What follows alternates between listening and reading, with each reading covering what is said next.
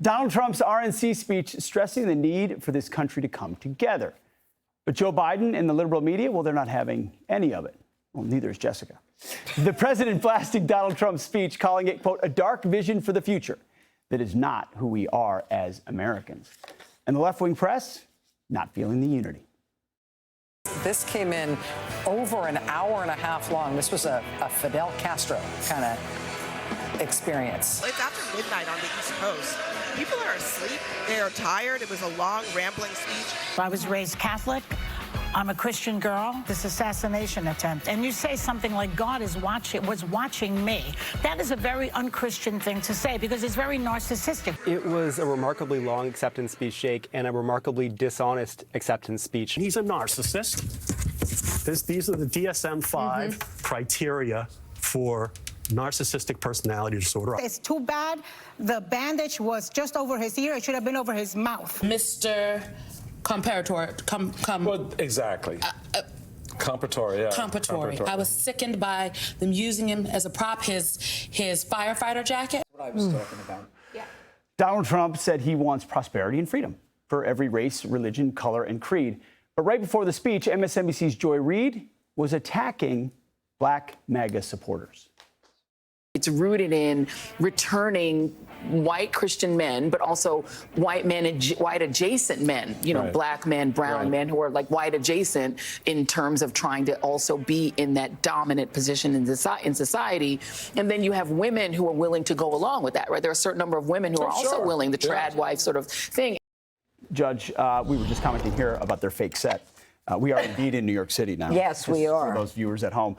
Judge, any of those, take it away. Well, you know, when Joy Behar says, I mean, I'm tongue-tied with this, I'm Catholic, and when something happens to you and you say, God was watching me, it's a very un-Christian-like thing to say.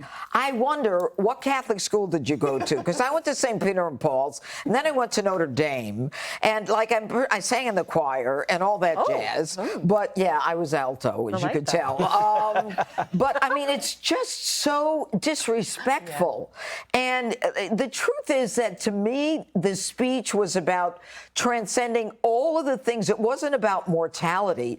It was about, to so many Americans, it went beyond that. It was about fate. It was about divine intervention.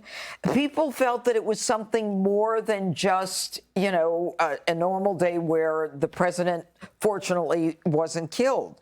And whatever you want to call it, don't call it an insult because you say that God was watching over us. I hope that God watches over us every day.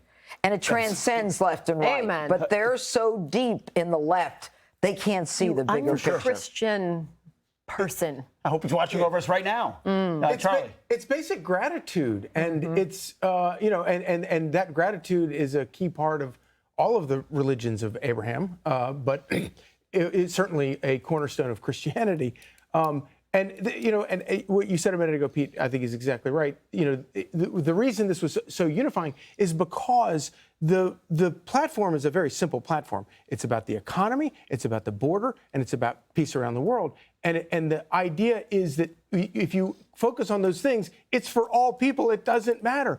And for some reason, you have these whack jobs on MSNBC who want to make everything all about race. And I don't understand that. And I don't understand why we have such low standards for them that we allow them to talk about race all the time and to be just blatantly racist. And everybody's like, okay, well, that's fine. That's what Joy Reid does.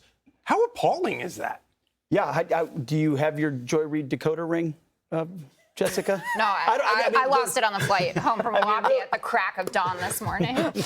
But really, I mean, white adjacent, the bandage over your mouth instead of bandage over your ear. It's one thing to make a critique, which I think you did, and you know, a lot of us took issue with that. It's another thing to just sling this kind of stuff.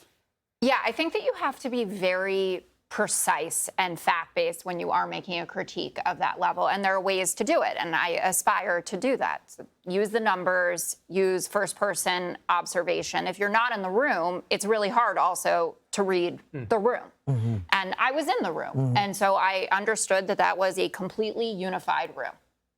I also understood that that was not a racially diverse room. there were Latinos there and there were some black people there. And I found the pastor from Detroit actually quite compelling, who spoke at the church that Donald Trump had visited, though there were a lot of white supporters in there. But I get how that is galvanizing. But that's really what led me to take issue with what Van Jones was saying. Because if you have a room that is 98, 99% white, and you say that's like Obama's 08 convention, excuse me, wait a minute. The delegates, the people who attended the convention in 08 were some of about the energy But level. yeah, if you're seeing everything through the lens of race. No, but you guys do. But it's not just that. You guys do as well. Anytime there's a poll that comes out that says that Donald Trump is getting some historic number of black voters, it's the first thing everyone wants to talk about. They're like, I got something good. You're losing black people, or you're losing Latino voters, or you're going to lose the Gen Z vote. So because they didn't make their way till Milwaukee, you're saying that's not happening? I'm saying that the delegates and the people who are out there the most enthusiastically about Donald Trump are predominantly white. You're going to refute that? I just don't know how this conversation. I don't know how we got there. Really? I will say this about Joy Behar's comments. It's highly offensive to anyone who has faith in God, belief in God, or they're grateful to God for what is happening in their life. It's highly offensive and, to make the case, unchristian to judge someone for that. I thought that was kind of sad.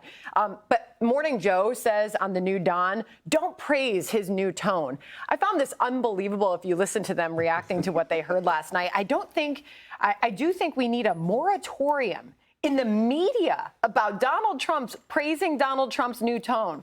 That doesn't ever happen on this show, mind you. So not only do they want to silence anybody in the American public who's observing this new Dawn or the softer tone, they want to silence the media today, this morning and today following that speech. Is that not That's the pretty very remarkable. tone that Morning Joe would have been calling for? Yeah, exactly. Yeah, but that's what they do. That's what they do. I mean, they shut you down, whether it's social media, whether it's, making you feel ostracized, that whether it's canceling you, it's what they do. It's just this idea that people cannot think for themselves and conclude for themselves what they heard. And says the show they got pulled off of the air on Monday morning all because shows. their own management didn't trust them not to say something wild and incendiary about an assassination attempt. And there's that, yes. Click here to subscribe to the Fox News YouTube page to catch our hottest interviews and most compelling analysis. You won't get it anywhere else.